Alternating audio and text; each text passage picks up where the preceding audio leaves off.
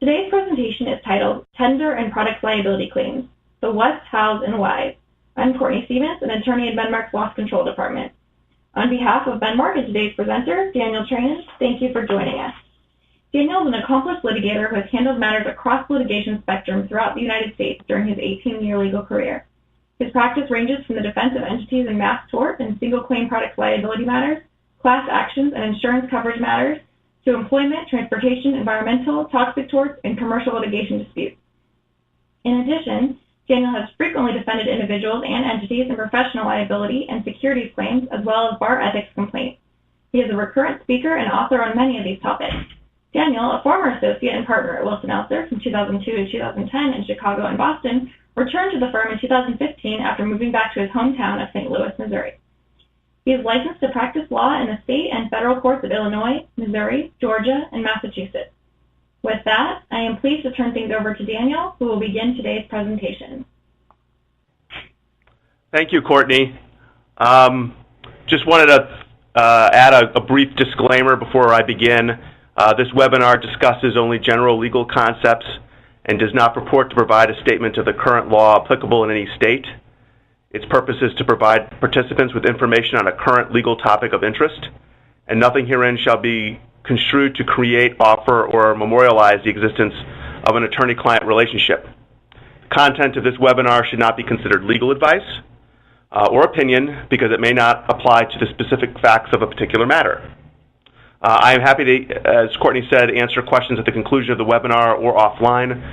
My contact information will be on the screen at the conclusion of this webinar during the question and answer period.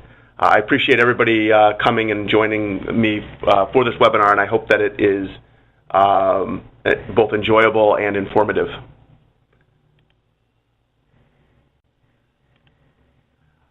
Today I'm going to discuss what it is about product liability claims that makes tenders an important consideration.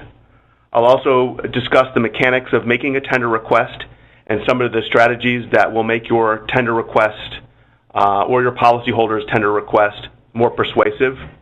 Then I'll discuss what to do if you are on the receiving end of a tender request. How will you respond?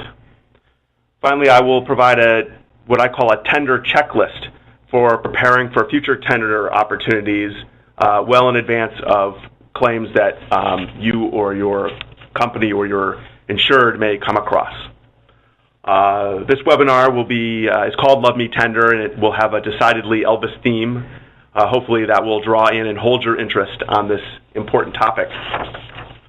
My hope is that at the conclusion of this webinar, you will have some ideas regarding how to better protect your companies or your policyholders by using the tender process both offensively and defensively. First, let's talk about what a tender is. Look, that is a Elvis sandwich with banana, peanut butter, and bacon. But I don't want to digress too far. A tender is a mechanism to shift risk from one entity to another.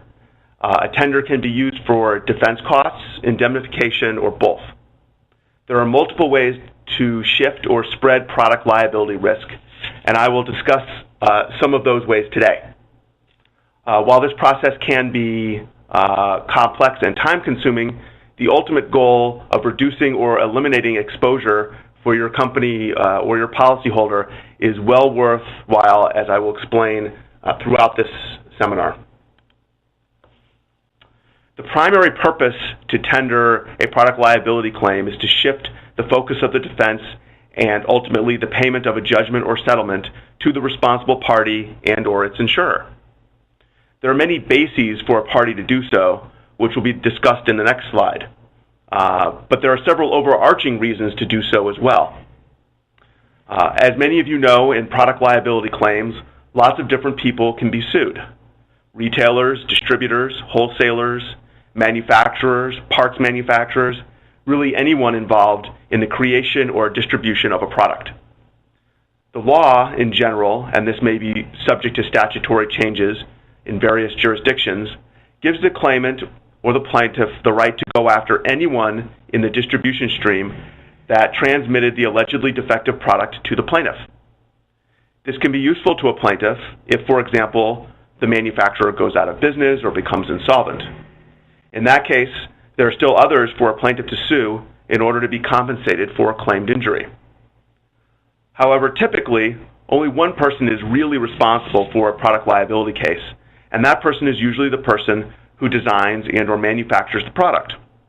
The tender process is the mechanism by which passive tortfeasors, the sellers of the defective product, can turn to the manufacturer and obtain a defense and indemnity for their potential liability, which by law or contract may ultimately come back to the manufacturer. Once the responsible person accepts the tender, then he or she or it can consolidate the defense so that the defense, in essence, speaks with one voice. And this is a streamlined and an appropriate way to defend a product liability action. At this point, the appropriate insurer for the responsible party, assuming that insurance exists, should be involved to control the defense and to indemnify its responsible insured and all of the passive, likely additional insureds, which we'll get to, who are now just along for the ride. Are there reasons not to tender in a product liability case? Absolutely. If your company does not want to give up control over litigation against it, something that is at least implied when you ask someone else to defend or indemnify you, you may not want to tender. Business reasons and relationships are also reasons not to tender. If this is a small claim and your company does not want to upset a relationship with a big client, which may actually owe an obligation for a defense and indemnity, your company may resist the idea of tendering. When you make that demand to someone else to defend or indemnify your company, many recipients of such tenders might take exception or get upset, especially if there is a question as to who is responsible for the injury or the loss. The most common basis for making a tender is a contractual relationship whereby one party agrees in writing to indemnify or hold harmless someone else. You see these provisions in master distribution agreements, quality agreements, between manufacturers of parts or components and product manufacturers, and even on the back of sales invoices or payment receipts exchanged between buyers and sellers on the product in the distribution chain or the supply chain. Even if there is no contractual indemnity, one can make a tender request based upon statutes in some states and theories of common law indemnity in other states. The common law indemnity theory is based upon the idea that persons whose liability for a tort is merely passive can seek indemnity from the active tortfeasors, usually in this case a manufacturer, the person who designed the product. A final way to obtain indemnity is from an insurance company. I'm not talking about your own insurance. Your company likely has its own insurance, and that insurance may be called upon to defend or indemnify your company, a policyholder, for claims made against it. Giving notice to your own insurer is not the point of this tender discussion. Although it is important to remember that simply because you have tendered the claim to someone else, this should not replace notice given to of a claim given to your own insurance, as tenders don't always stick, as we will discuss. Instead, what I'm talking about today, or what I will be talking about today a lot, is giving notice to someone else's insurer who might have a duty to insure your company as an additional insured based upon the language contained in someone else's policy of insurance. In this case, we'll call it the responsible party's policy of insurance. As a result, not only will I be talking about tendering to the responsible party, but I'll also be talking about tendering directly to the responsible party's insurer. That's one of the key points of this discussion.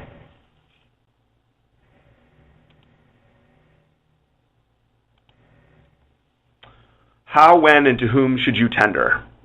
First of all, a request for tender should be made in writing.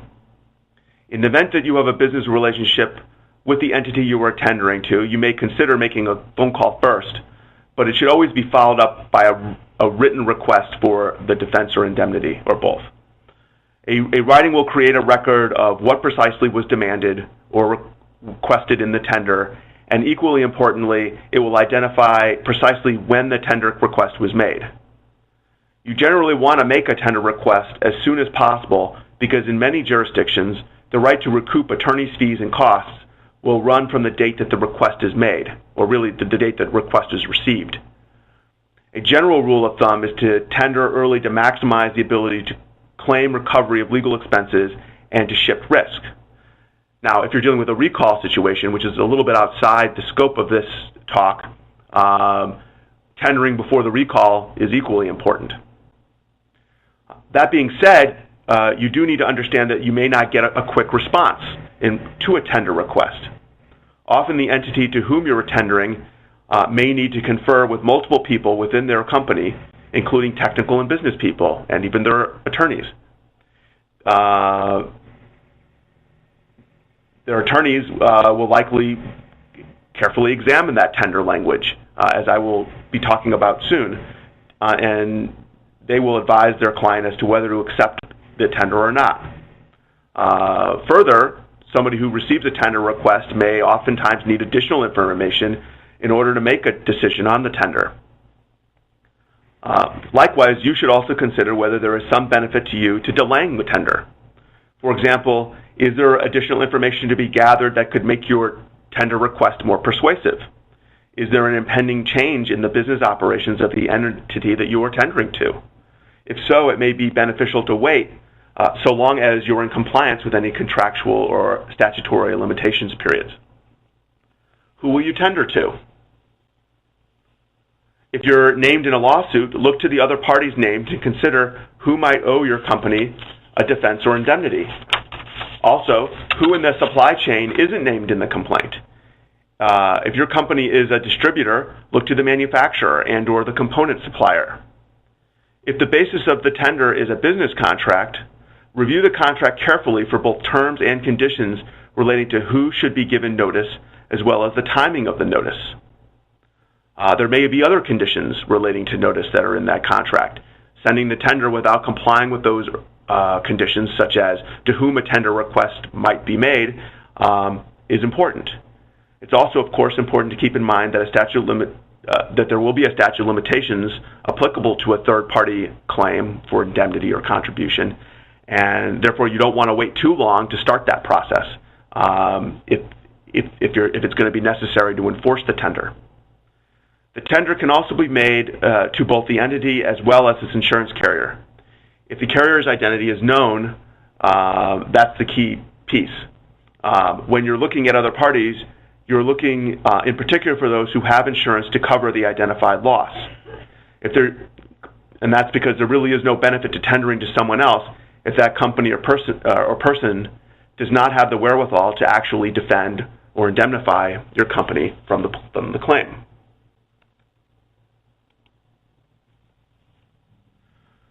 There is no form that will work for all tenders, and each tender should be tailored to that particular jurisdiction and product. If you're basing your tender on a business contract, you should cite the relevant portions of the contract.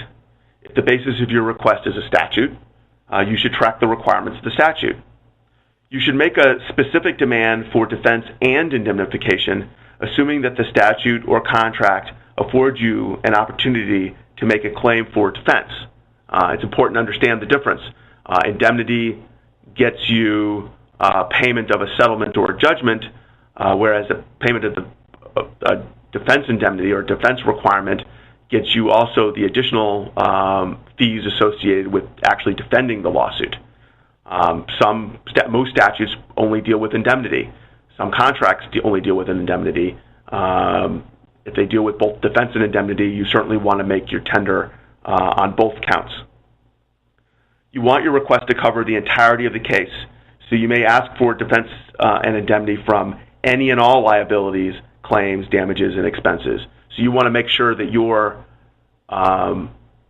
defense and indemnity request is broad enough to encapsulate all that which may be owed to your company by virtue of the defense and indemnity obligation.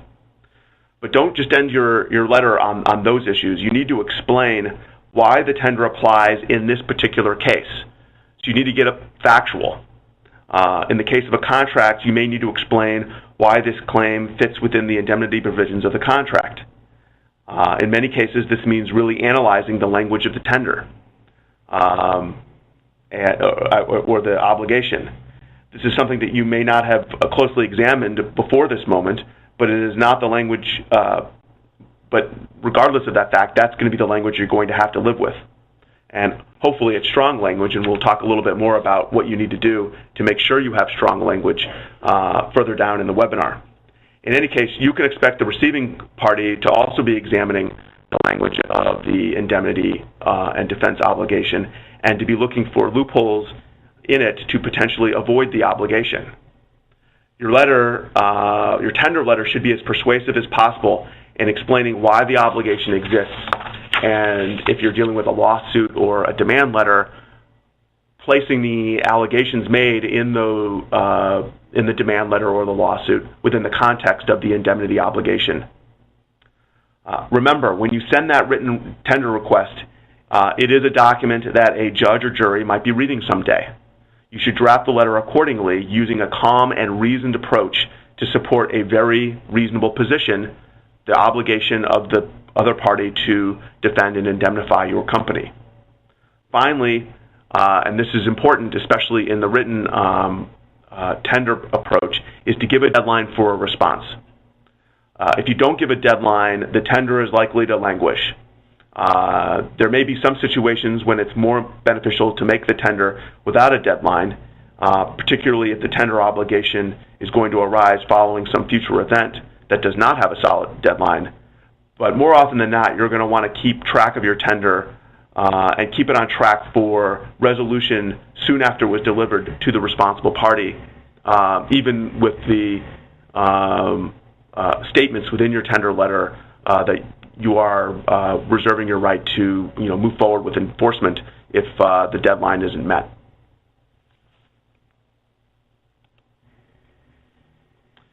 If your company is a product distributor, you've probably done this before. When a new claim comes into your company, you'll want to immediately look to the manufacturer for defense and indemnity. As a general matter, manufacturers have a greater exposure to product liability claims than distributors because they really don't have as many defenses. While a distributor is typically considered to be an innocent seller, it can be a challenging case to make in some circumstances, especially if there are separate allegations directed to the distributor, potentially, for example, for alleged negligence involving a recall or in the sale of the product or storage of the product. In that case, the manufacturer may be reluctant to take on a potential added liability when there is a second party to share the burden of the litigation and contribution to resulting settlement or verdict. Litigating a tender dispute can also be an expensive proposition for the distributor because you're essentially fighting two battles at once, defending the actual claim and pursuing the manufacturer for indemnification. It is relatively common for there to be a business contract that sets forth the indemnity and insurance obligations of the manufacturer as it relates to the distributor. Typically, a manufacturer will indemnify a distributor for product liability actions so long as the claim is not a result of the distributor's own negligence or the distributor's, quote, sole negligence, unquote. Distributors often have a very strong argument to make that they are merely a pass-through distributor. If they make no modifications to the products or the warnings, their argument is they shouldn't have any liability for a product liability claim arising out of their sale of that product. A potentially persuasive basis for making a tender may also be the state law related to distributors.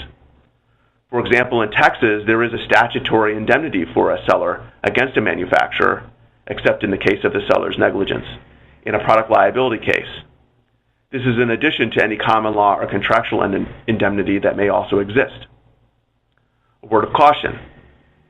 Depending on state law, a distributor may have expanded liability if the manufacturer is insolvent or outside the court's jurisdiction.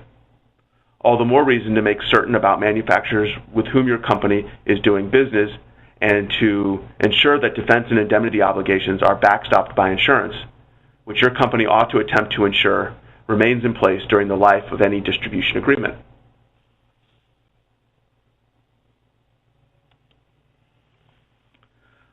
From manufacturers to component manufacturers, the situations are similar. If you are a product manufacturer and your product contains component parts consider a tender to the component part manufacturer, or vice versa.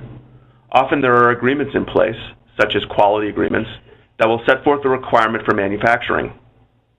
Those agreements usually contain defense and indemnity obligations in favor of the manufacturer, and those obligations are, or should be, backed up by a requirement that the component part manufacturer purchase insurance to support its obligations. So perhaps the component manufacturer didn't manufacture the component to specification, and that was the cause of the product failure. That may be the basis for a tender. The opposite may also be true.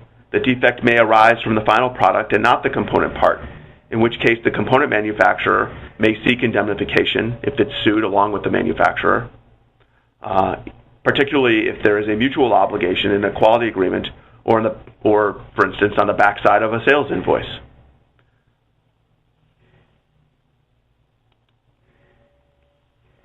So let's talk about how this might play out in the real world. A distributor supplies medical products to a physician for use in surgical procedures. Let's use a surgical drill as an example. The distributor doesn't alter the product, but it does provide educational materials to physicians and teaches doctors how to use it. The plaintiff alleges that she is harmed when the product malfunctioned during a procedure. Let's say the drill stopped working in the middle of the procedure.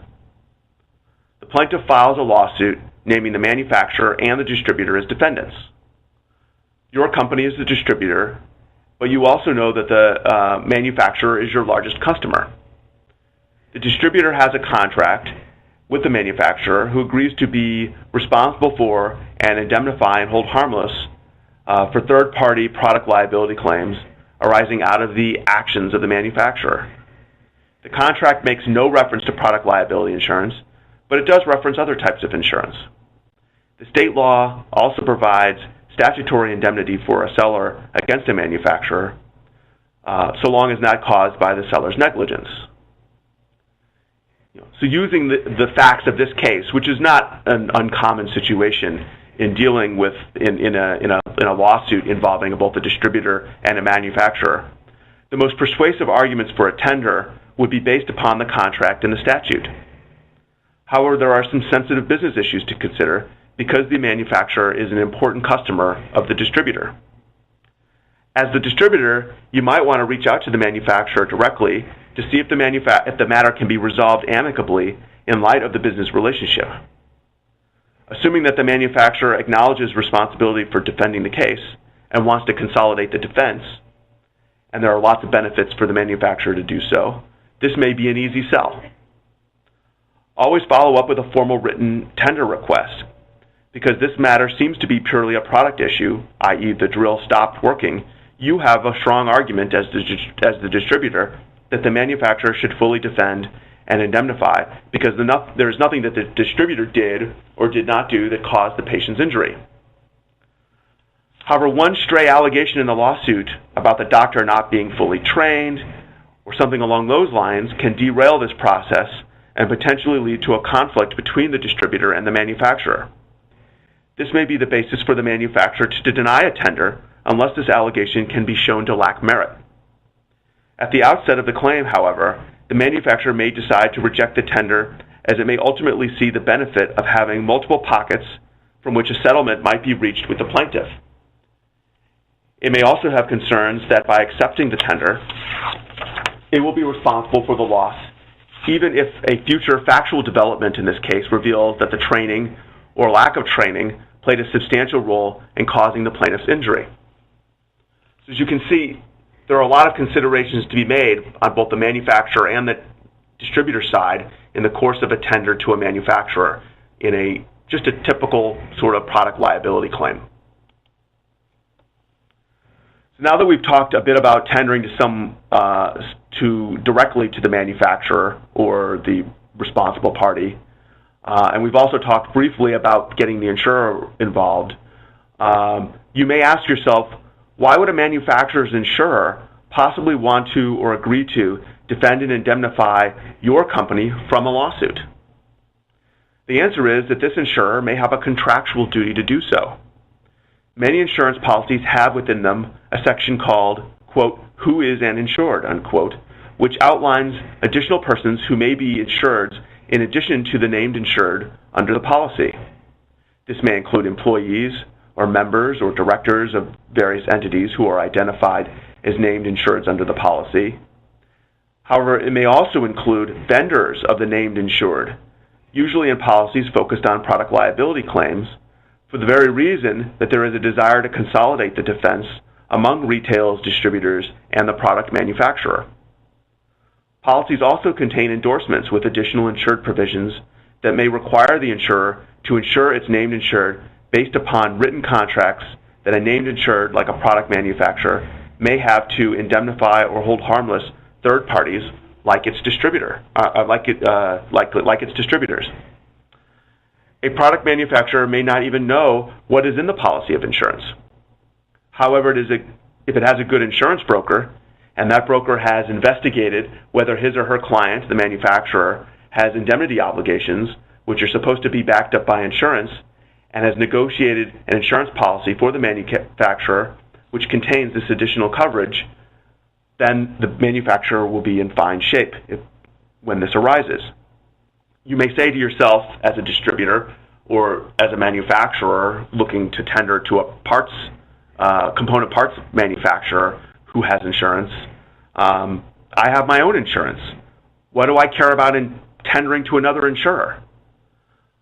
It seems like an awful lot of work when my own insurer can just take care of this claim. I'll give you 4 reasons why you should tender to someone else's insurer or someone else in general, rather than have your own insurance pay for a claim. First, in the situation of a tender, you may not have to pay a deductible or as high a deductible on this other policy, and or the deductible may be covered or the responsibility of the responsible party to whom you've tendered the claim. That's number 1. Number 2, your company's premiums usually won't go up for using someone else's insurance to defend a claim and pay a judgment or a settlement, especially when the claim is not even your company's fault.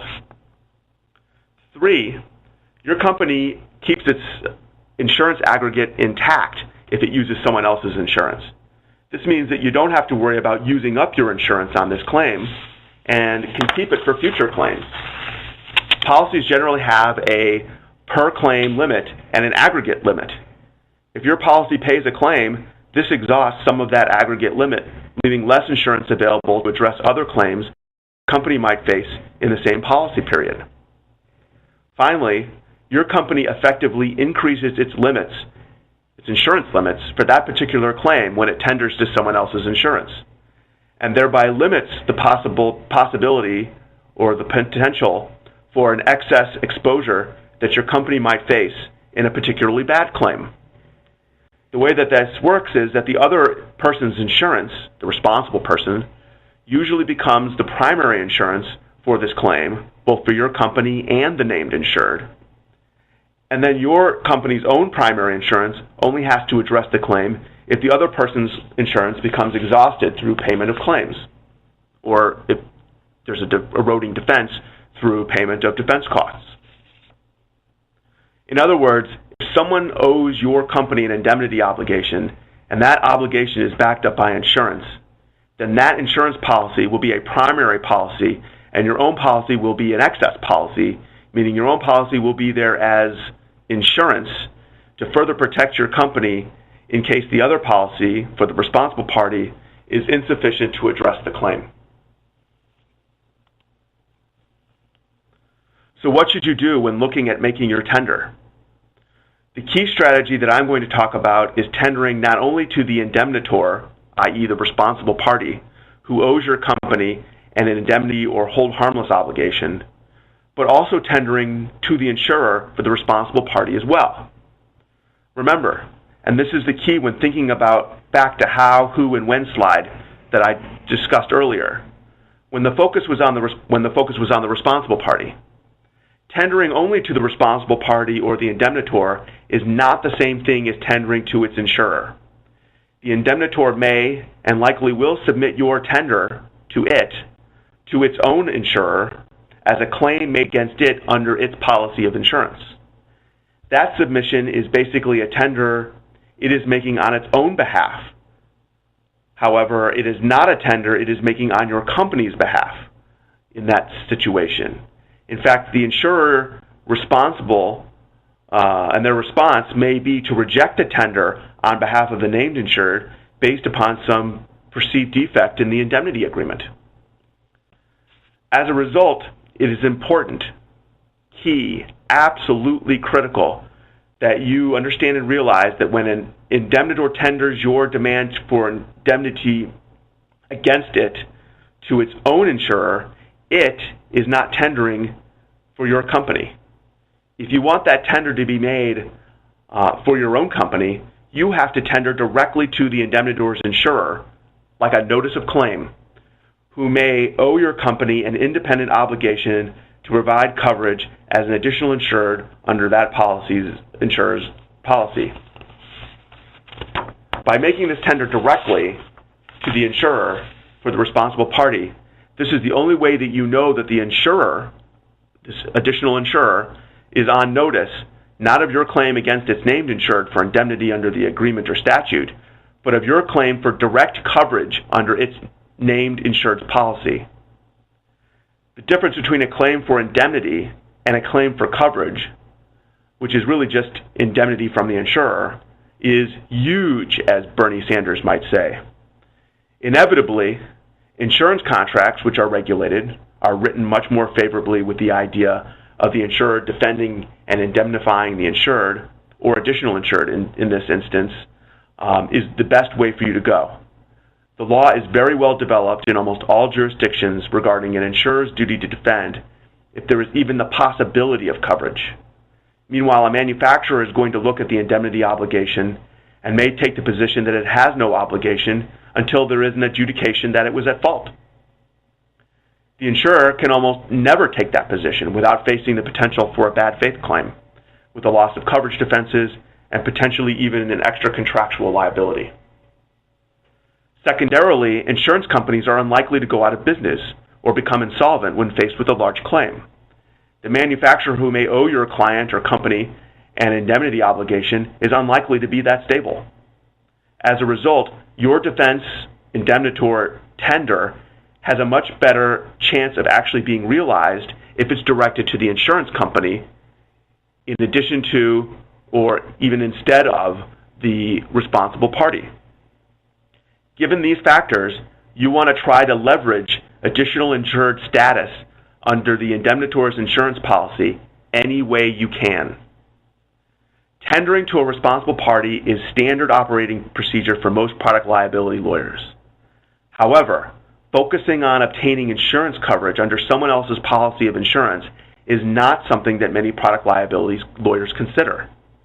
They are not naturally insurance coverage lawyers and may not even understand that this coverage potentially exists. If your company has a claim, any claim, and you have a tender fight with another party, it is critical that you focus on that party's insurance policy because the insurer's duty to defend and indemnify your company is, in many cases, much easier to establish than the potential defense and indemnity obligation that one finds in a typical distribution or quality agreement.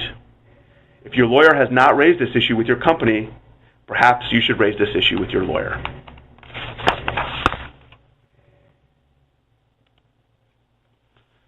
So, a few years back, I was representing a large medical device manufacturer embroiled in a mass tort. It was hundreds of cases based upon a contaminated component which it had purchased from a third party who was also a defendant in all of these cases. This other defendant, the real party at fault, had entered into a joint defense agreement with another manufacturer, which was a target defendant in the mass tort. My client tendered to the component manufacturer early on in the litigation process before I got involved and received no response. After getting involved in the litigation, we informally requested copies of the component manufacturer's insurance policies through counsel with the threat that we would make a formal discovery request if it was not provided. The component manufacturer had two $10 million policies for the relevant time period, one primary and one excess.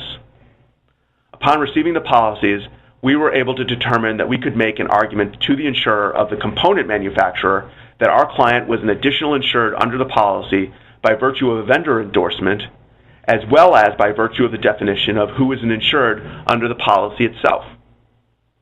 We drafted a letter to the insurer demanding coverage and noting that we had just finally received copies of the policies. As it turned out, the component manufacturer had already promised the policies to the other target manufacturer through its joint defense agreement with that other company. In fact, our demand for coverage under the component manufacturer's insurance policy and the other manufacturer's reliance on the component manufacturer's insurance as part of their joint defense agreement almost caused their joint defense agreement to unravel, particularly because the insurer, now holding money for two competing claims, was threatening to file an interpleader action.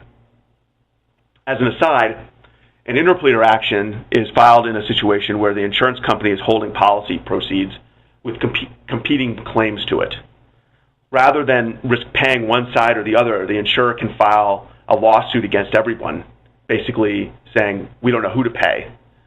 The insurance company then deposits the limits with the court and basically says, you guys figure out who gets the money with the help of a judge and leave me out of it. So in essence, the insurance company was going to force all of the parties to litigate who was entitled to the funds, and it was possible that a court was going to require the parties to divide the funds in a three-way manner. Of course, if that happened, some of the other manufacturers who were also likely additional insureds under this policy were likely to find out what was going on, and they might also make claims under the insurance policy, even further complicating these issues. In this case study, cooler heads did prevail, and a deal was cut before the insurer filed its interpleader action. In the end, the component manufacturer agreed to accept the tender, which it had ignored up to that point, and it began to pay for the defense and indemnity of my client, including reimbursing it nearly $1 million in defense fees and expenses that it had already incurred in the mass tort litigation. The component part manufacturer would not have done so without the leverage we created by looking to its insurer. So this is one simple example of how focusing on a company or the responsible party's insurer, instead of just focusing on the responsible party, can help leverage a resolution that provides the needed, required, requested defense and indemnity for your client or your company.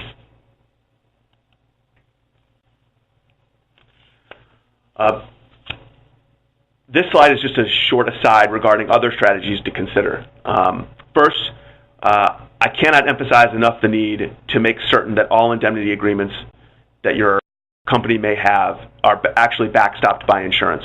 No strategy for bringing in the other insurer will work unless there is insurance.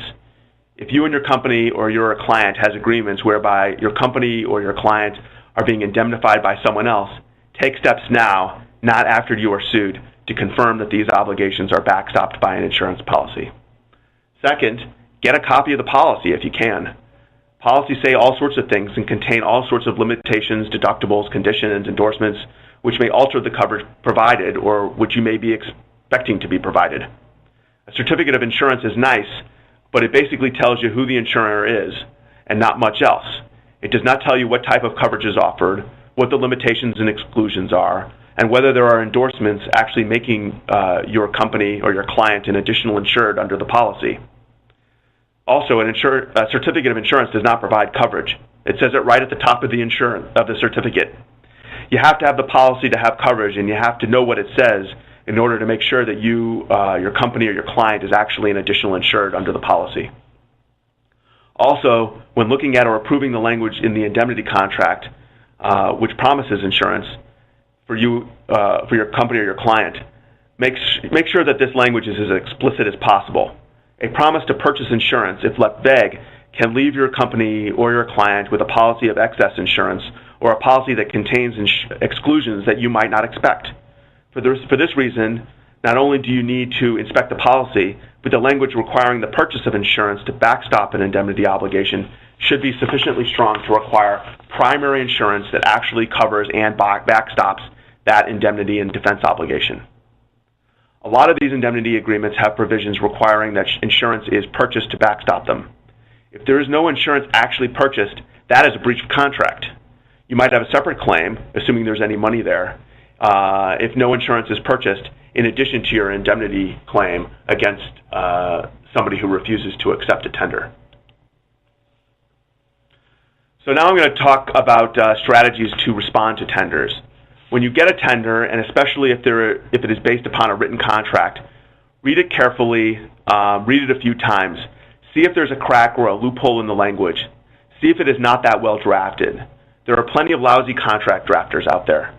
If you can find an ambiguity, and I have found plenty of them in my career, many jurisdictions will construe that ambiguity against the drafter, which is almost always the indemnity. So after you've read it, think about its scope and when the obligation begins. It may only be an indemnity obligation without a duty to defend. In that case, one might take the position that there is nothing to be done until there is an actual liability finding against your client who's receiving this tender. And that liability finding likely only will likely only cause the indemnity obligation if the liability is based upon some error, act, or omission on the part of the indemnitor, your client or company. Another thing to consider is whether the indemnity provision goes too far. Does it require the indemnitor to indemnify the other party for its own negligence or even its own willful conduct? Lots of jurisdictions say you can't do that. Some might even throw out the entire agreement if it is too far and overreaching. If you are responding on behalf of an insurer, is there an indemnity obligation of the named insured? Or was the obligation simply to make the tendering party an additional insured under the policy? If there is no underlying indemnity obligation, then we are just looking at two insurance policies, your policy and the tendering party's policy that cover the same claim. Under those circumstances, the additional insurer might respond by demanding a copy of the tendering party's insurance policy, as the other insurance clauses in the two policies might determine the order of coverage. Really, that's only a situation if there's no underlying indemnity obligation. A common strategy to respond to tenders, of course, is to delay. You might receive a tender early in a product liability case, but it may turn out that the tendering party is let out or might settle the case for peanuts before you need to respond. If the matter is over and there is no acceptance, it is likely that the tendering party will not pursue a separate claim to try to enforce an indemnity obligation, particularly if that obligation is based upon a finding of liability against you or your company.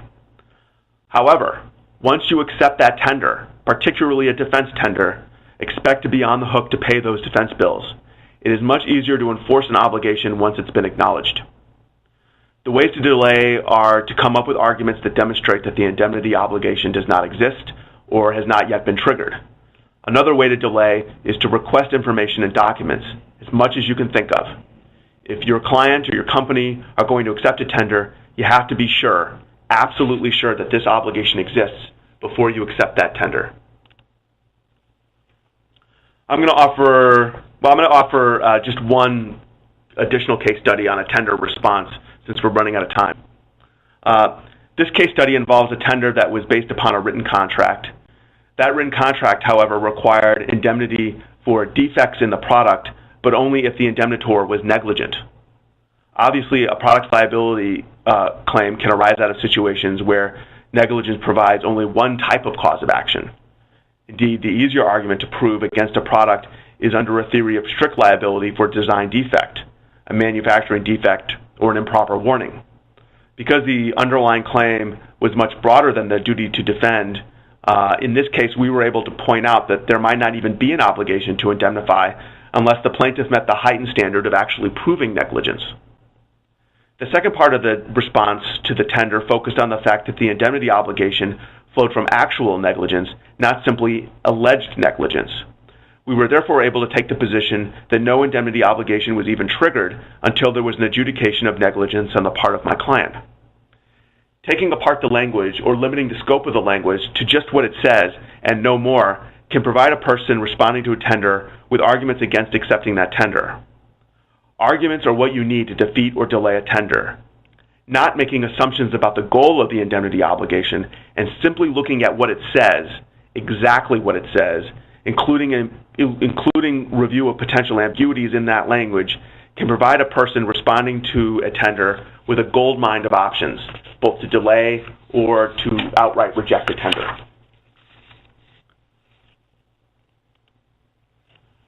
In this final slide, I'm just going to go through a checklist of ideas for protecting companies in the future.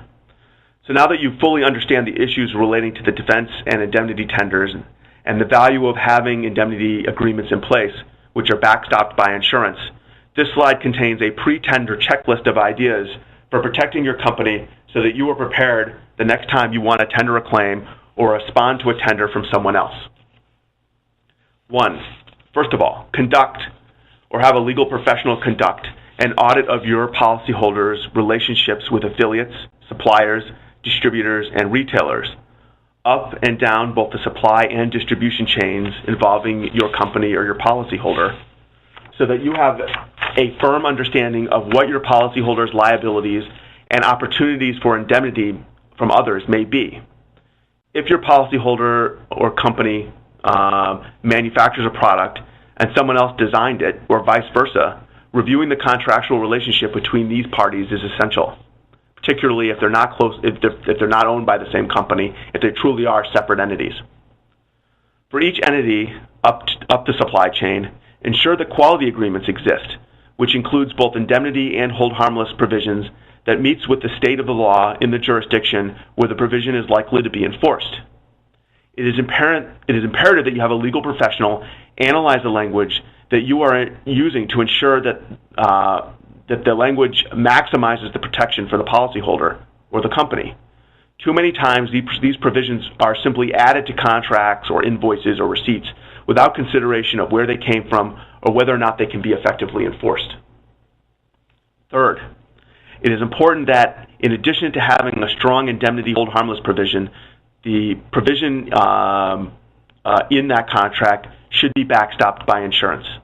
The insurance provision should require suppliers to make your policyholder an additional insured under their policies of insurance. Again, a legal professional should review these materials to make sure that they are sufficient to protect your company and that they comply with the laws where the obligations may be enforced. For suppliers, it is best practice to secure certificates of insurance and, if possible, copies of insurance policies to ensure that the insurance obligations are fulfilled with insurance that will make your policyholder or company an additional insured should a claim arise out of the claimed defect in the supplier's product or component. For each entity down the distribution chain, an audit will identify what precise obligations your company may have to these entities. It is critical to understand this potential liability as it may be broader than your company may realize. The indemnity obligation contained in agreements, invoices, or receipts could potentially make your company responsible even for situations that may involve negligence or errors made by distributors or retailers in the sale or distribution of the product, in their efforts in recalls, in the way they store the product. And there are lots of different ways that they could potentially be liable as well. Realizing that these exist, these sort of loopholes which would make your indemnity obligation apply to these situations, realizing that they exist and either eliminating them or making sure that they are actually insured is a critical aspect of this type of preparation. Finally, it is important for your company, and this is an issue for companies' insurance broker as well, that the company have insurance in place to protect it from claims that may come up the distribution chain from distributors or retailers in the event the claim is made regarding your company's product. As indicated, this insurance must be broad enough to deal with this type of claim, and typically involving either a vendor coverage or something along those lines, that your company will be protected when those tenders do come in. That's all I have. I appreciate your time and attention for this webinar, and I can now take some questions. Thanks, Daniel. We are now going to begin the Q&A session. If you have a question, please feel free to submit it using the Q&A panel located at the bottom right of your screen. After typing your questions in the space at the bottom, hit the send button. Please be sure to direct your questions to all panelists in the Ask menu. Your questions won't be seen by other members of the audience. So we actually had a few come in already. We'll go ahead and start with those that we have. Daniel, I know the focus of your webinar here was U.S. tenders. Can you just briefly touch on best practices when bidding in government contracts as well as participating in international tenders? Sure. For government contracts, this is going to be a bit tricky, especially if you have no say in the indemnity or insurance language that may fall within that contract, and you're just going to be kind of stuck with that language.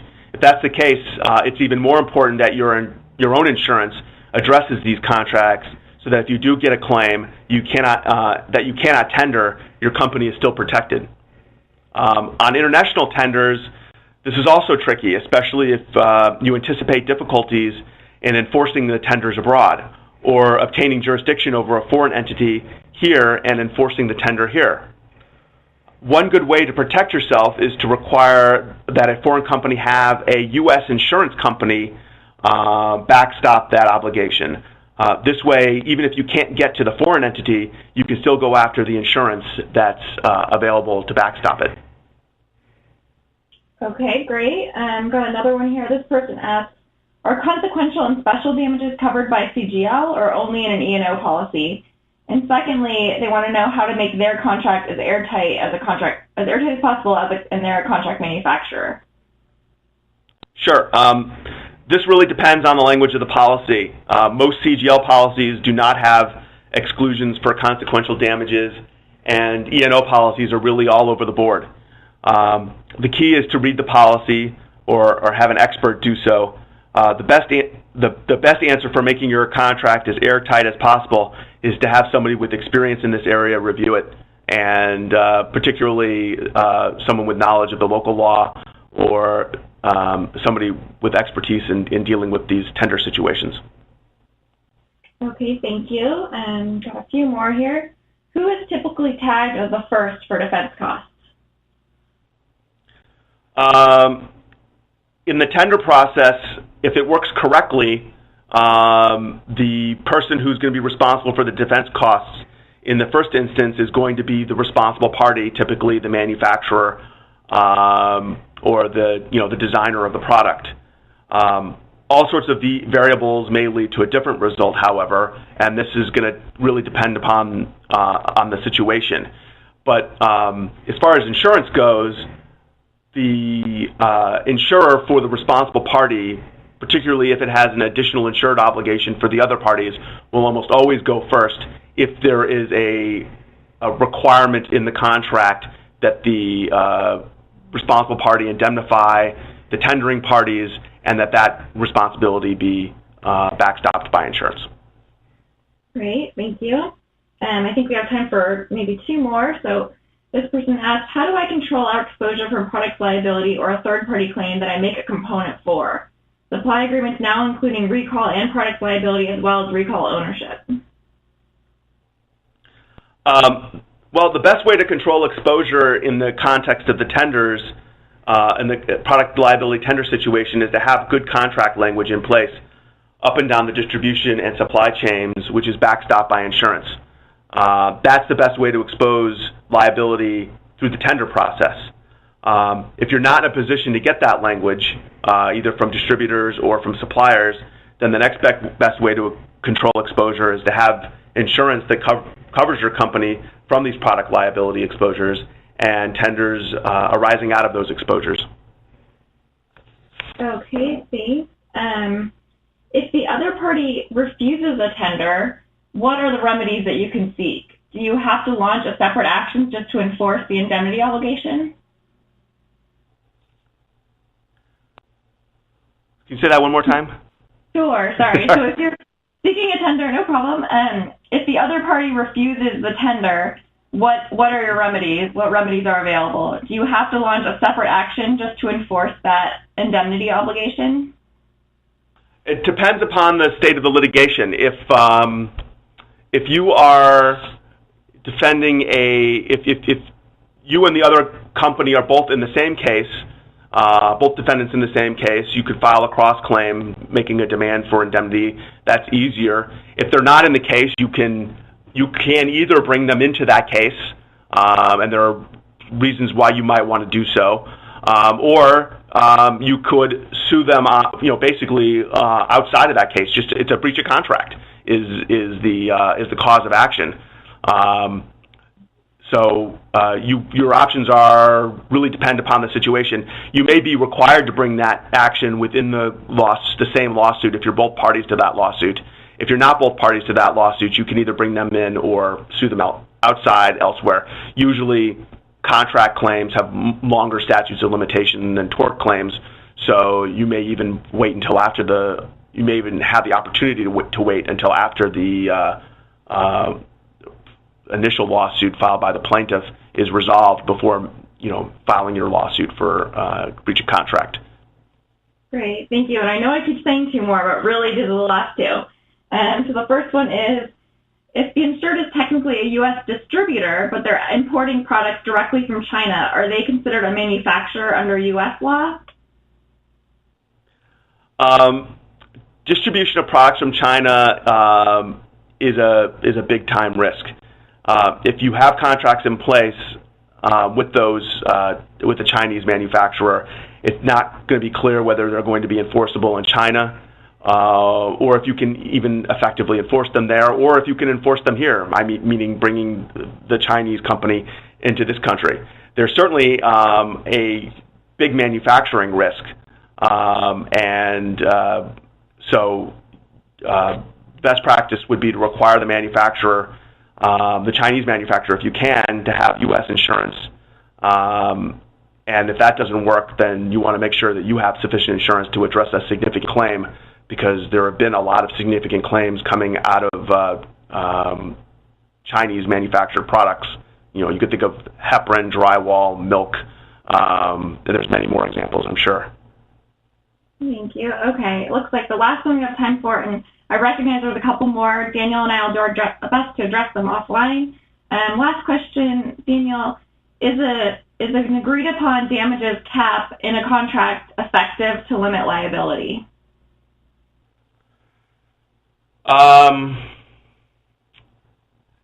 It can be.